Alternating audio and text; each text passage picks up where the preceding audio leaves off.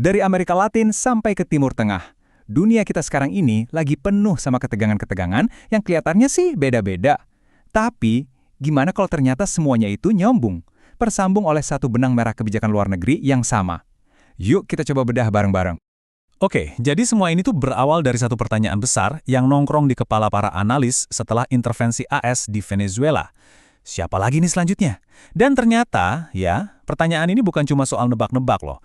Ini justru membuka pintu buat kita ngelihat sebuah pola yang jauh lebih gede dalam kebijakan luar negeri Amerika sekarang ini. Dan ini bukan lagi asumsi. Lihat aja daftar ini. Ini negara-negara yang disebut secara eksplisit, secara terang-terangan, sama pemerintahan Trump sebagai target potensial. Ada Kolombia sama Kuba, tetangga dekatnya Amerika, terus ada Greenland yang posisinya strategis banget. Dan tentu saja, Iran. Jadi ini bukan lagi sekedar bisik-bisik, ini ancaman yang diucapin langsung. Nah, kita tuh lagi nonton sebuah babak baru, di mana sikap Amerika jadi jauh lebih agresif. Para pengamat ngelihatnya ini sebagai pergeseran total dari norma-norma diplomasi yang biasa. Jadi, aturan main yang lama tuh kayaknya udah nggak dipakai lagi, sekarang gayanya jadi lebih konfrontatif, lebih to the point. Biar kebayang gaya barunya kayak apa, lihat aja kutipan ini. Waktu ditanya soal kemungkinan ngambil tindakan yang sama ke Kolombia, jawabannya simple. Kedengarannya bagus buat saya. Ini kan bukan bahasa diplomasi yang kita kenal ya. Ini bener-bener bahasa kekuatan yang belak-belakan, yang nggak pakai bahasa basi politik sama sekali. Para analis sekarang melihat ada pola lama yang dipakai lagi di tempat baru. Ingat Arab Spring? Gelombang protes buat ganti rezim di Timur Tengah itu kan?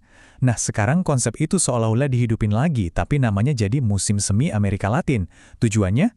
Ya sama aja, ganti pemerintahan yang dianggap nggak sejalan sama kepentingan Amerika. Dan yang jadi fondasi dari semua ini ternyata sebuah doktrin yang umurnya udah ratusan tahun. Doktrin Monroe. Intinya, doktrin ini bilang kalau benua Amerika itu halaman belakangnya Amerika Serikat, eksklusif. Jadi kekuatan global lain kayak Cina atau Rusia dilarang ikut campur. Doktrin inilah yang sekarang dipakai lagi buat jadi pembenaran sikap agresif mereka di kawasan itu. Oke. Itu tadi menjelasin apa yang terjadi di Amerika Latin, tapi pertanyaan gedenya kan, gimana ceritanya ini semua bisa nyambung ke Timur Tengah? Apa coba hubungannya antara tekanan ke Kuba sama ancaman ke Iran? Nah, disinilah benang merahnya mulai kelihatan makin jelas. Sekarang, kita masuk ke inti permasalahannya, hubungan antara Iran dan Israel. Kata para analis, kalau kita mau ngerti kebijakan AS ke Iran, kita nggak bisa cuma lihat soal demo di dalam negerinya atau soal program nuklirnya aja. Ada prioritas strategis lain yang jauh lebih mendasar.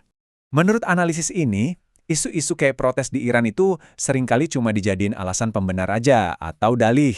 Alasan yang sebenarnya, kata mereka, adalah karena posisi Iran sebagai ancaman terbesar buat dominasi Israel di kawasan itu. Dan kita tahu, Israel adalah sekutu paling penting buat Amerika di Timur Tengah.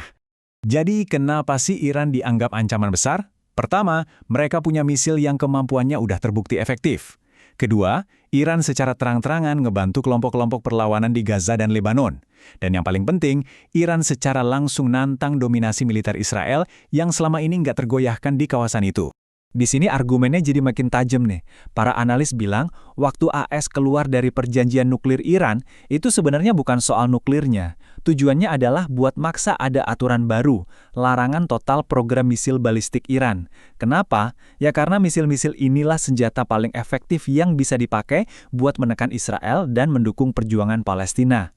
Dan ya, semua ini ujung-ujungnya ngebawa kita ke pusat konfliknya, Palestina. Dengan semua dinamika baru ini, terus gimana nasibnya solusi dua negara? Gagasan yang udah puluhan tahun dibicarain itu. Kenyataannya, suram banget.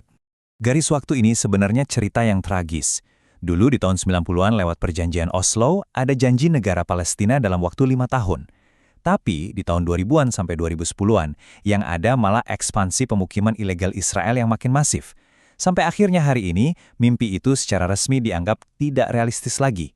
Kalaupun masih ada yang ragu, pernyataan dari kabinet Israel ini ngebuat semuanya jadi super jelas.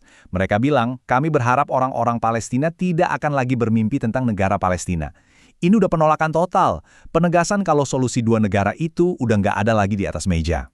Makanya, sumber analisis ini ngajak kita buat ganti cara pandang. Menurut mereka, ini tuh bukan lagi soal konflik keamanan. Isu utamanya adalah penjajahan yang terus berlanjut, di mana tanah Palestina itu secara sistematis terus diambil alih. Terus, kenapa dukungan Amerika bisa sekokoh itu? Nah, para analis nunjuk ke satu faktor kunci, uang. Ada lobi domestik yang kuat banget, yang didukung sama donasi kampanye ratusan juta dolar dari tokoh-tokoh pro-Israel. Ini yang memastikan kebijakan Washington bakal terus sejalan sama kepentingan Israel. Perbedaan ini penting banget. Waktu ngomongin soal pasukan penjaga perdamaian di Gaza, ada dua model yang beda jauh. Kalau di bawah PBB, misinya harus imparsial, tujuannya melindungi warga sipil. Tapi sebaliknya, pasukan yang diusulin dan dipimpin AS itu bakal dibawa komando Amerika.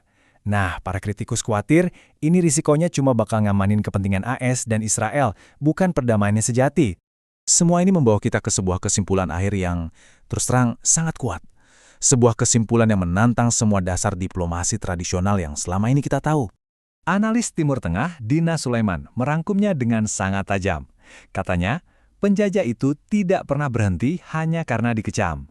Jadi, kata-kata, protes, resolusi PBB, semua itu ternyata nggak cukup kuat buat menghentikan aksi nyata di lapangan. Jadi kesimpulannya jadi jelas banget, perubahan itu nggak bakal datang cuma dari omongan. Perubahan cuma bisa dipaksa lewat tekanan yang benar-benar nyata. Tekanan ekonomi yang bikin rugi, tekanan politik yang bikin terisolasi, dan tekanan hukum yang ada konsekuensinya. Cuma aksi konkret yang bakal didengar. Jadi, pembahasan kita kali ini ditutup dengan satu pertanyaan reflektif. Di dunia yang makin didominasi sama kekuatan mentah dan aksi sepihak, apakah diplomasi, seperti yang kita kenal selama ini, sebenarnya sudah usang?